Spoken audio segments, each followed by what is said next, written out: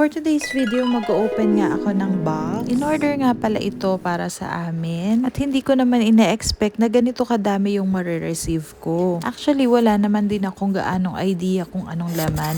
Kasi ang napag-usapan lang naman namin na i-request niya ay wipes, baby toys, at saka kung merong other toys para din sa aking panganay na 6 years old. So ayun, napakaswerte namin kahit hindi pa kami permanent resident dito, nabibigyan na rin kami kahit papaano ng mga benefits dito sa Australia. Yan, binubuksan ko nga itong isang bag na nakalagay 5 to 6 years old. Ang laman niya puro libro para dun sa aking panganay.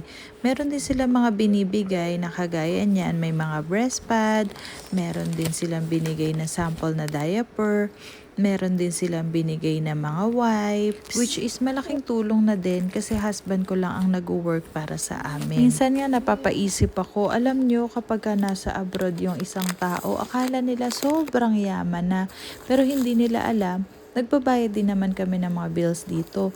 Nagbabayad din kami ng house rental, ng gas, nagbabayad din kami ng mga electricity bills, meron ding water bill.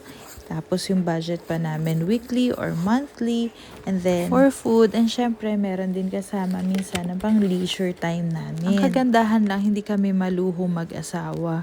At wala rin kami mga bisyo. Kaya hindi rin naman napupunta sa mga kung ano-anong bagay yung pera. Kaya nga hanggat maaari kung meron may ipon, ipon lang din kami ng ipon.